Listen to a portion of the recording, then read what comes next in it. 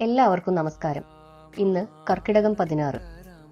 അങ്ങനെ രാമസേതു നിർമ്മാണം പൂർത്തിയായതോടെ വാനരസേന സമുദ്രം കടന്ന് ലങ്കയുടെ തീരത്തെത്തി. അതിനിടെ മാല്യവാൻ എന്ന രാവണന്റെ ഏറ്റവും പ്രായമുള്ള മന്ത്രി അദ്ദേഹത്തെ രാമസേതുവിന്റെ കാര്യവും ശ്രീരാമൻ മഹാവിഷ്ണുവിന്റെ അവതാരമാണെന്നും ഓർമ്മിപ്പിച്ചു. എന്നാൽ അഹങ്കാരിയായ രാവണൻ ആ ഉപദേശം തള്ളിക്കളഞ്ഞു. അതിനുശേഷം സീതാദേവിയുടെ മനസ്സ് തകർക്കാൻ രാവണൻ മറ്റൊരു കപടതന്ത്രം പ്രയോഗിച്ചു. തന്റെ മായാവിദ്യക്കാരനോട് ശ്രീരാമന്റെ തല പോലെയുള്ള ഒരു മായാരൂപം സൃഷ്ടിക്കാൻ കൽപ്പിച്ചു. എന്നിട്ടത് അശോകവാടിയിൽ കൊണ്ടുവച്ചു. അത് കണ്ട സീതാദേവി തന്റെ ഭർത്താവ് കൊല്ലപ്പെട്ടു എന്ന് കരുതി പൊട്ടിക്കരഞ്ഞു. അങ്ങനെ സീതയുടെ മനോധൈര്യം തീർക്കാൻ രാവണൻ പ്രയോഗിച്ച മായാജാലം വിജയകരമായി. എന്നാൽ വാനരസേന ലങ്കയെ വളഞ്ഞു എന്നറിഞ്ഞ രാവണൻ അവിടെ നിന്ന് പുറപ്പെട്ട് കൊട്ടാരത്തിന്റെ ഏറ്റവും ഉയർന്ന ഗോപുരത്തിൽ കയറി സേനയെ നിരീക്ഷിച്ചു. അപ്പോൾ സുഗ്രീവൻ ആകാശത്തുകൂടി ചാടി ഗോപുരത്തിലെത്തി രാവണനെ നേരിട്ട് വെല്ലുവിളിച്ചു. അങ്ങനെ ഇരുവരും ശക്തമായി ഏറ്റുമുട്ടി. പോരാട്ടത്തിനിടെ സുഗ്രീവൻ രാവണന്റെ സ്വർണ്ണ കിരീടം തെറിപ്പിച്ചു. രാവണൻ തന്റെ മായാശക്തികൾ ഉപയോഗിക്കാൻ ശ്രമിച്ചപ്പോൾ അത് മനസ്സിലാക്കിയ സുഗ്രീവൻ ഉടൻ തന്നെ അവിടെ നിന്ന് വിട്ടുമാറി സ്വന്തം പാളയത്തിലേക്ക് മടങ്ങി. ഈ വീരകൃത്യം കണ്ട ശ്രീരാമൻ വാനരസേനയോട് ലങ്കയെ 4 വശത്തു നിന്നും വളയാൻ കൽപ്പിച്ചു. തുടർന്ന് മരങ്ങളും പാറകളും ഉപയോഗിച്ച് വാനരന്മാർ ലങ്കയുടെ കോട്ടവാതിലുകൾ തകർക്കുകയും അത് കണ്ട രാവണന്റെ രാക്ഷസസേന അവരെ ആക്രമിക്കുകയും ചെയ്തു.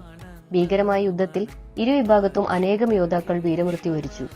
അംഗദൻ ഇന്ദ്രജിത്തിനെയും നീലൻ നികുംബനെയും ലക്ഷ്മണൻ വിരൂപാക്ഷനെയും നേരിട്ടു. അങ്ങനെ ആ യുദ്ധഭൂമി വീരതയും രക്തസാക്ഷിത്വവും നിറഞ്ഞ ഒരു ഭീകര കാഴ്ചയായി മാറി. ദൂതന്മാരെ വിട്ട് അന്വേഷിച്ചപ്പോൾ വാനരസേന ജയാഘോഷം മുഴക്കുകയാണെന്നും അവർ ശക്തമായി ആക്രമിച്ചുകൊണ്ടിരിക്കുകയാണെന്നും രാവണൻ അറിഞ്ഞു. അത് കേട്ട് കോപാകുലനായ രാവണൻ സ്വയം യുദ്ധഭൂമിയിലെത്തി. അനേകം വാനര യോദ്ധാക്കളെ രാവണൻ വധിച്ചെങ്കിലും ശ്രീരാമൻ ഹനുമാന്റെ ചുമലിലിരുന്ന് രാവണനോട് പോരാടി. രാമന്റെ അമ്പുകൾ രാവണന്റെ രഥവും കിരീടവും തകർത്തു. ആയുധങ്ങളില്ലാതെ നിന്ന രാവണനെ കൊല്ലാതെ ഇന്ന് പോയി വിശ്രമിക്കൂ, നാളെ വീണ്ടും യുദ്ധത്തിനായി വരൂ എന്ന് ശ്രീരാമൻ പറഞ്ഞു. ശത്രുവിനോട് പോലും ധർമ്മം പാലിച്ച ശ്രീരാമന്റെ മഹത്വം അന്ന് അവിടെ എല്ലാവരും കണ്ടു. അത് കണ്ട് ലജ്ജിതനായ രാവണൻ ലങ്കയിലേക്ക് മടങ്ങി. അങ്ങനെയിരിക്കെ തന്റെ മായാശക്തി കൊണ്ട് അദൃശ്യനായ രാവണന്റെ പുത്രൻ ഇന്ദ്രജിത്ത് വിഷം നിറഞ്ഞ നാഗാസ്ത്രം ശ്രീരാമന്റെയും ലക്ഷ്മണന്റെയും നേരെ പ്രയോഗിച്ചു. ആ അസ്ത്രത്തിലെ സർപ്പങ്ങൾ ഇരുവരെയും ചുറ്റിപ്പിടിച്ചതോടെ അവർ അബോധാവസ്ഥയിലായി.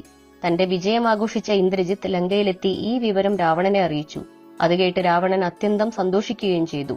അതേസമയം ശ്രീരാമനും ലക്ഷ്മണനും അബോധാവസ്ഥയിലായതോടെ വാനരസേന ദുഃഖത്തിലായി.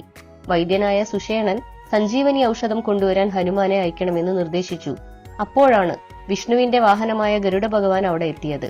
ഇന്ദ്രജിത്തിന്റെ നാഗാസ്ത്രം യഥാർത്ഥത്തിൽ സർപ്പങ്ങളുടെ രൂപം മാത്രമായിരുന്നു. ശത്രുവായ ഗരുഡനെ കണ്ടതും അവയെല്ലാം ഭയന്ന് അപ്രതീക്ഷിതമായി. എന്നിട്ട് ഗരുഡ ഭഗവാൻ ശ്രീരാമന്റെയും ലക്ഷ്മണന്റെയും നെറ്റിയിൽ സ്നേഹത്തോടെ സ്പർശിച്ചു. അല്പസമയത്തിനകം ഇരുവരും ബോധം വീണ്ടെടുത്തു. അങ്ങനെ ധർമ്മത്തിന്റെ വിജയം അടുത്തെത്തിയിരിക്കുകയാണ് എന്ന സൂചനയോടെ വാനരസേന വീണ്ടും യുദ്ധത്തിനൊരുങ്ങി.